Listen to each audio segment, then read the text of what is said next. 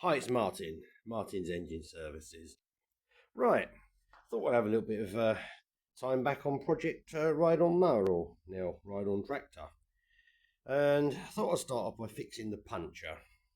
I'm fed up with this tyre keep going down. I've put a tube in one of them already, and I've repaired another tube ready to go in this one. Now I've just discovered that the back wheel rims are actually of a different design, because the one on here is obviously got rustier, and I believe it's off an older machine, and the offset of the rim was very weird in so much as I had to take the tyre off of the back of the rim. Can't really see it. It wouldn't come off the front because of the deep dish here. It wouldn't come off because of this. Now this rim here is actually completely symmetrical and obviously in better condition. So I guess somewhere along the line it's had a bit of a swap the wheels around. The front rims are in a similar condition to this one, so I guess they're original. The tyre is well, don't even look at the tyre, that's absolutely hideous, but it'll be alright with the tube in it. I've wrapped a bit of gaffer tape around the middle of the rim here because there's actually a weld and a ridge and it might have damaged the tube, so that will sort that out. Now, somebody in the past had squirted this tyre full of tyre sealer or fixer flat or similar, and so I was greeted with this lovely gooey sloppy mass of slime in there, which I've washed out best I can, and likewise on the rim, so that'll be alright for that. The other two front tyres are actually holding up. Blew them both up when I got it back. One held air fine, one kept going down, and I sort of went a bit cautious with the air pressure because they're a bit rotten, and this one on the front here kept going down, but I stuck it up to about 15 pounds square inch and it's now staying up, so when we won't reason on that one. So let's get the fight of putting the tube in. What of course is horrible on that type of rim where the tyre comes on from the back is the fact obviously you've got to get the tube in and the valve lined up, but of course from the back, so you basically have to put the tube in, put the tyre on, then put your hands in, manoeuvre the valve, get it through, and it's a flaff. I remember I built a car trailer years ago and I used Austin Maxi rims and they were the same scenario, and they actually had to be tubed, and what a nightmare.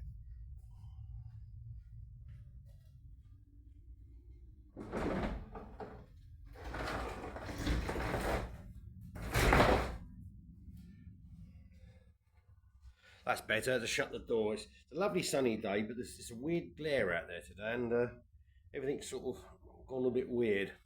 Yeah, those Maxi rims are awful. They're the type to say they had to be tubed, and you had to put the tyre on from the back, and because the rim was only about 4.5 inches wide, and trying to get a 165 tyre on plus the tube was an absolute nightmare. Still happy days. This is my makeshift tyre machine for doing small tyres. I used to have a nice piece of studding for this.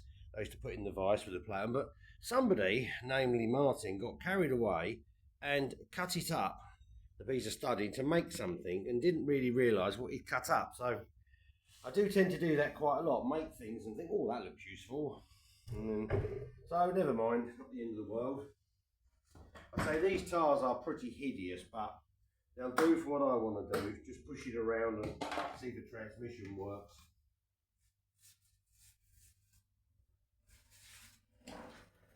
I don't think you want to put any more than about 10 pounds of pressure in them, which I think. I mean, I'm looking at the one on the back there now, and there's some large cracks in it. Ironically, they're both the same size and both the same manufacturer, so, well, we can make the same company, Carlisle, made in USA. How about that? It's your genuine USA tyre.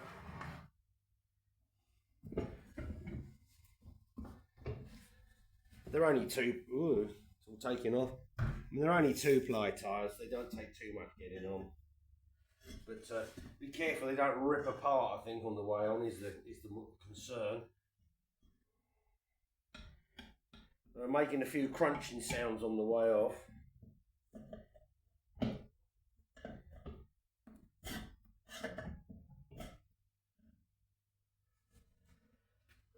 This one seems to want to play.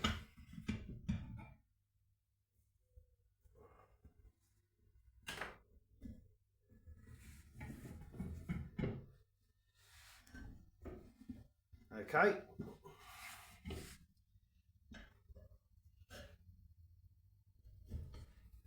Quite easy to get on, he says confidently.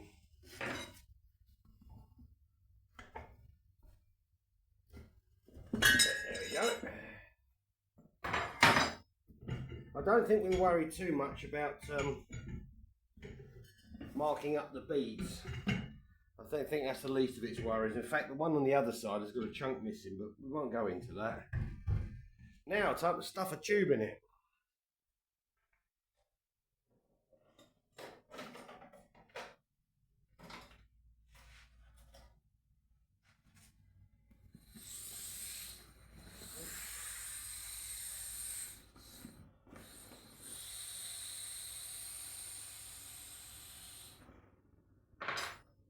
Right, orientate the tube so the valve is in its natural position that way. So if you obviously put it that way, the valve's the wrong way. So when you blow the tyre up, the tube has a tendency to roll. In fact, a good friend of mine did that years ago on the tyre, and he's halfway blowing it up. He let go of the valve and it flipped inside. So we had to stab the tube to retrieve it. So he was less than impressed.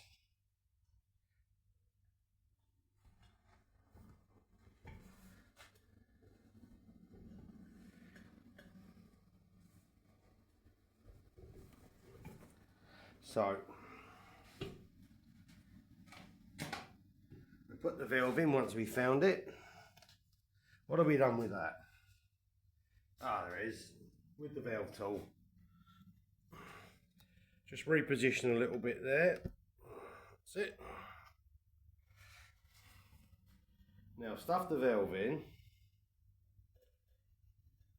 I know this valve's good because obviously I've blown this tube up after I mended it.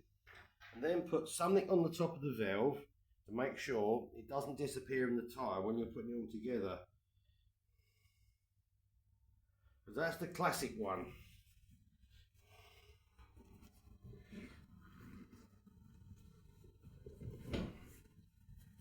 This tube does look a little bit big actually, but it is the correct size. I mean, obviously quite a wide tyre, so. Or if it isn't the right size, it's going to be the right size now.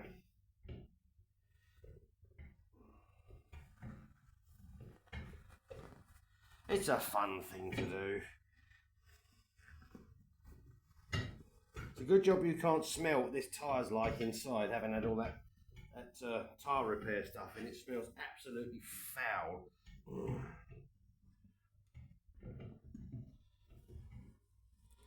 That's it, she's going in.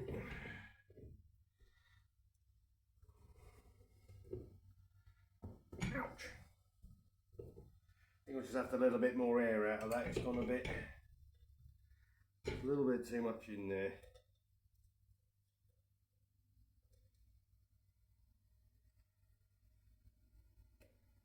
Now the valve doesn't want to come out. Let's put that back on so we don't have to go fishing. Right.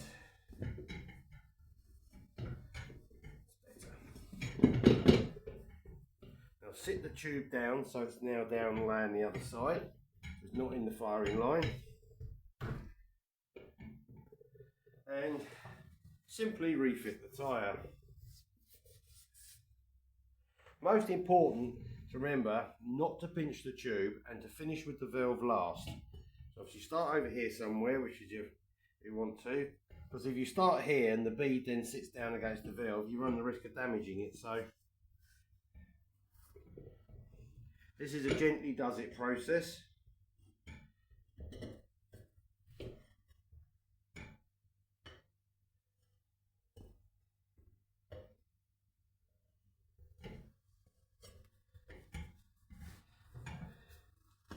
Hey, it's so soft this side of the tyre, isn't it? It just wants to fall over, fall off.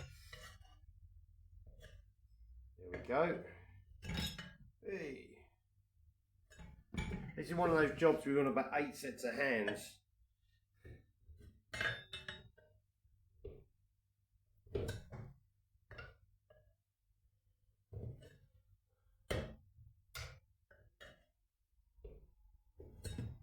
You all remember doing the tires on your bike using your mum's best spoons? Right, it's gone down in the well now. It hasn't got the tube pinched. Ah, it's come back out again. There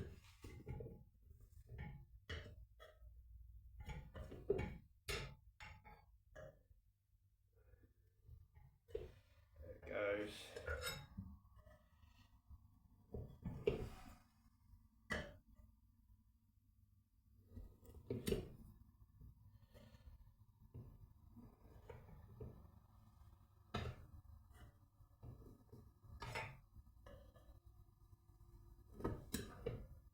Nearly there. She goes. Oh. Now make sure the tube is not pinched between the bead and the rim. Don't let go of the valve. Put the valve core in. Put the tool back on. Then have a look at the back to make sure there's no pinching. Right, that looks good.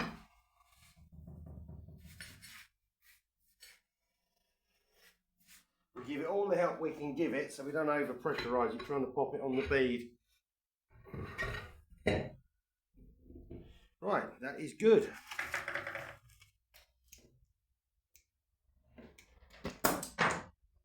Now we tentatively introduce some pressure. I don't think there's going to be much of a bang, but just be warning there could be. In more ways than one if it all goes wrong.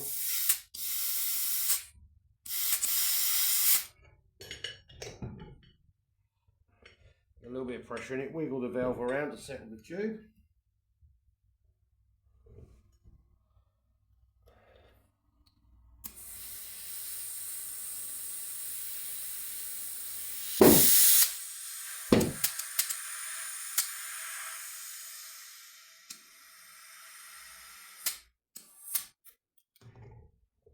Satisfying bangs, and you will get some air coming around the tube because the tyre will naturally seal. This one's actually leaking through the tread in a couple of places where it's rotten. I tested it earlier and there's bubbles all over, so it will seal against the bead, so you might find it goes down for a while until you bleed the air out the tube. But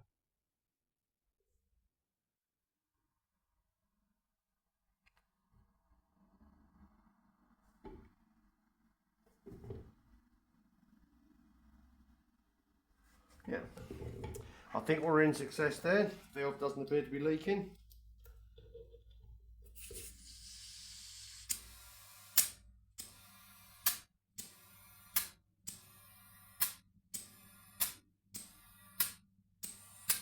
I think £10 is brave enough. Look at that, beautiful.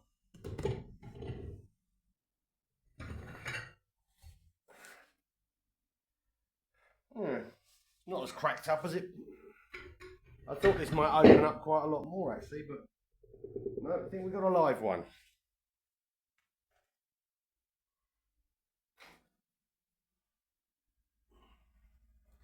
We'll even do a very professional job and put the dust cap on.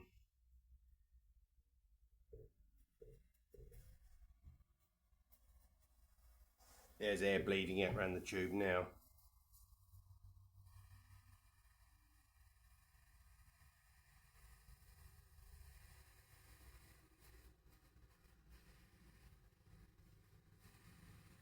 It'll do that for quite some time. Because obviously the inner tube can sit against the tyre and you can get a pocket of air trapped there as well, so.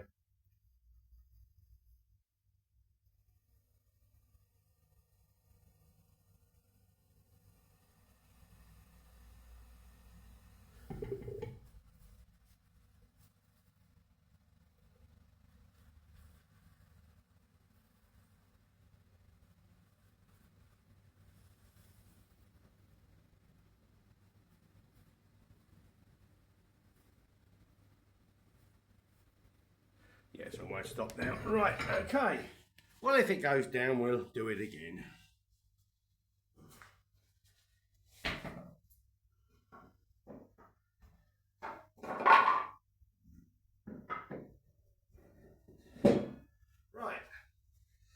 that's one job completed. Now we're going to just going to move things around a bit, and we'll have a look at the fuel system and stuff.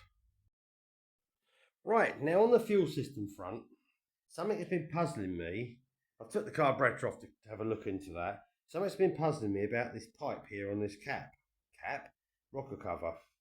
Now, I've just been looking on the parts system for this engine, and it says rocker cover with fuel pump.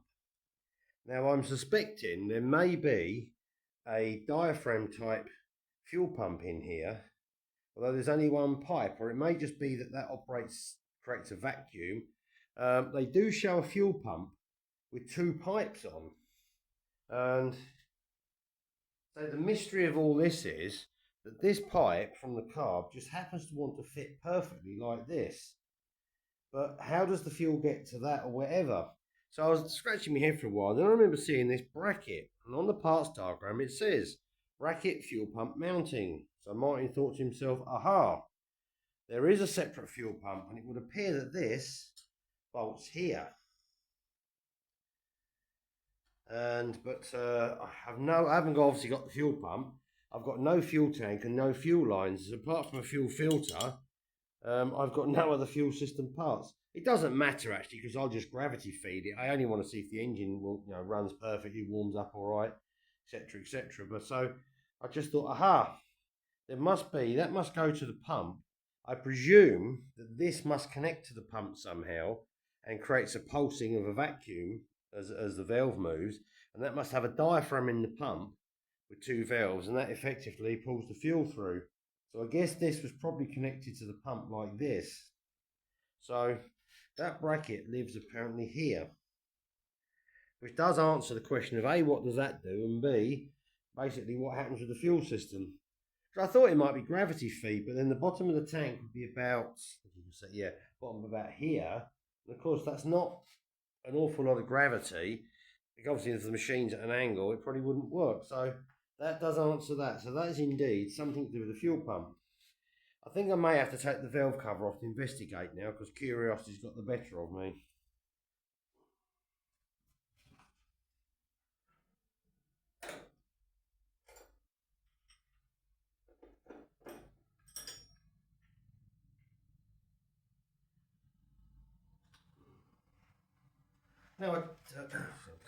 Now I took the carburetor off yesterday, and there's no signs of any water inside. The choke linkage isn't actually seized here, it's the cable. Now I'll give the outside a wipe down, and just going to see what it looks like in the bottom here, because you imagine this is probably going to be quite uncivilized with old fuel and whatnot. So let's have a look and have a laugh and see what we've got. Oh, it's all clean.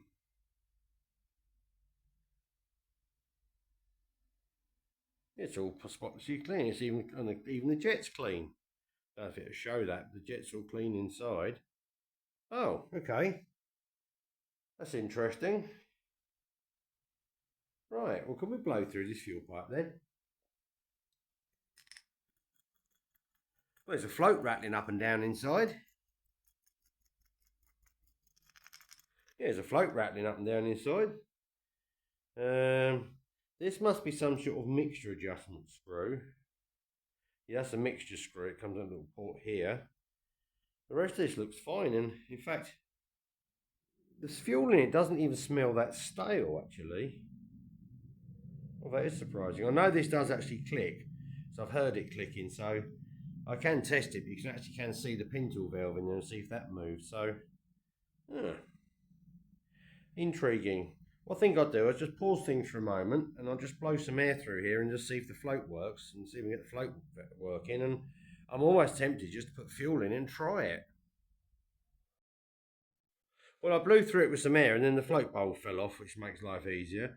There's a couple of tiny little bits of muck in there.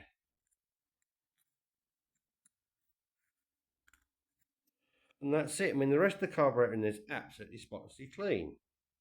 So, and the fuel in there does smell sort of stalish, but there's no residue, and it's clearly never had any ethanol fuel in. I mean, the rest of that carburetor is actually very, very good. So, I just blow that through and stick it back. So, I mean, there is a drain screw on the bottom of this bowl built in, so it's possible it was drained when it was parked up. That does actually move. I've tried that and it does actually work. So, oh well, interesting. Okay, well, stand by. We have done a bit of a hodgepodge on the electrics and improved things and got a few things working. Cleaned the carb out, was actually spotless, cleaned the jets out.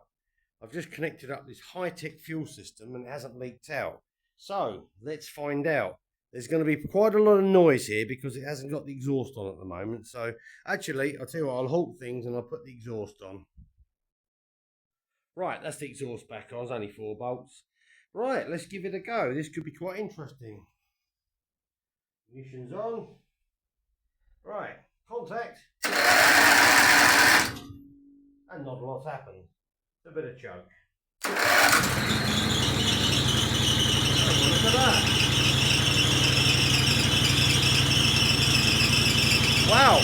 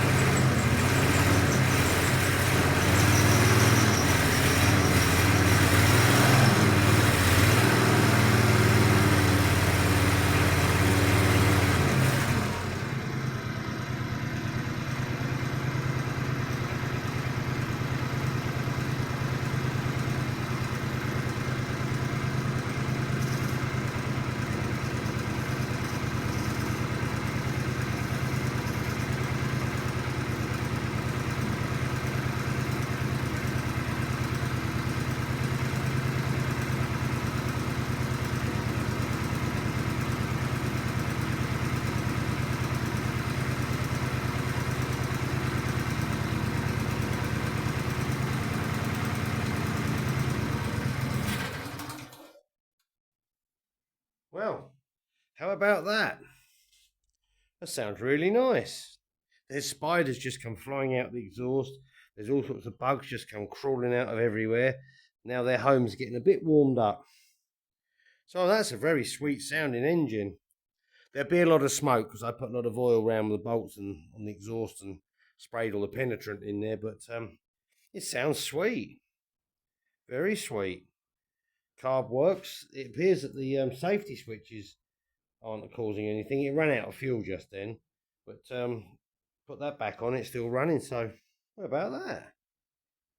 That sounds really good. And considering this is an adapted ignition coil off of a single cylinder Briggs, and the angle is slightly different where it meets the flywheel, but it seems to be quite happy. So oh well, fantastic. No rattles, no knocks. In fact, it's an exceptionally quiet engine. You can hear the PTO clutch screaming away under there, and a lot of rust has fell out, and something did actually ping out of there. Oh, sorry, it's an old cable tie. As though something shot out, and I thought, well, hey, it's gone quiet, so it's either fixed itself or it's destroyed itself, one of the two. Oh, brilliant. How about that for a result then?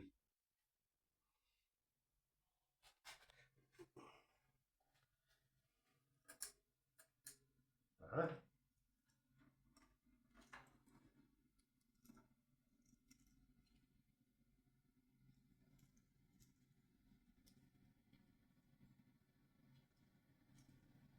Something's playing clicky clicky in the old ignition there.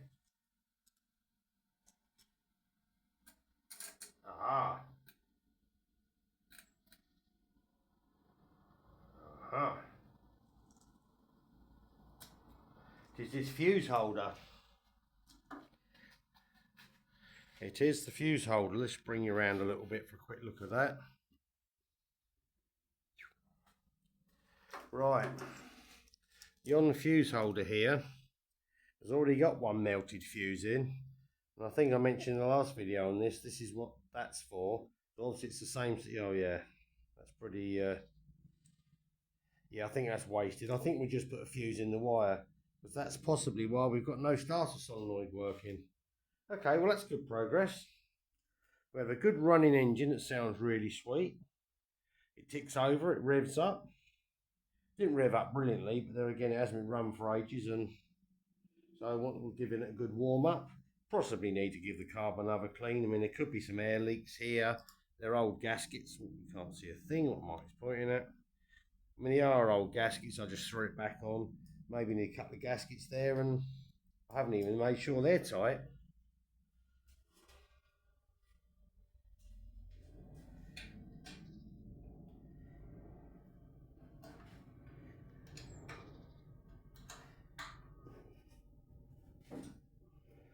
So bear in mind this engine has been apart.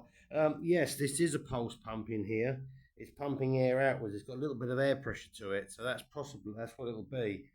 That will pulse. That will pulse the diaphragm in the fuel pump, and then that's what it'll be. So that answers that. It's not definitely not vacuum. You can just feel a little bit of pressure build up and take your finger off, and there's a little bit of air there. So okay. Well, I think that's a fantastic result.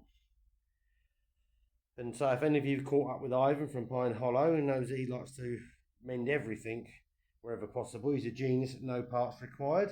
Well, the only part was a second-hand coil, and we have used a fuel clip, so might have said I've used some bits there. Still, that's a fantastic result. I'm very pleased about that. So the engine is very happy. My next phase of operation will be to move on to putting some Woodruff keys in the back, getting the axle up on 2 jacks, and then attempting to run the transmission. That PTO clutch doesn't affect it, because that's for the cutter deck. But my suspicion is that that engine runs very, very nicely. I would imagine the axle is the problem. So I think we'll call that part 3. And part 4, we will get on with the transmission, or maybe lack of. So I've enjoyed that somewhat, or mundane at times, watching a man battling a tyre on. Which, let's have a look, is it? Oh, and you'll be pleased to know it's gone completely flat again. Please feel free to have a good laugh at Martin there. So I shall pop it off the rim and have a look. I bet there's another puncher in that tube now. So I'll leave that there. Say please like and subscribe. I haven't posted part 2. No, I'm going to get confused. It's part 3. Part 2. Yeah, part 2 will be coming out tomorrow. I'll just finish it with that one. So yeah, so I'll post this over the end of the weekend. So please like and subscribe, and bye for now.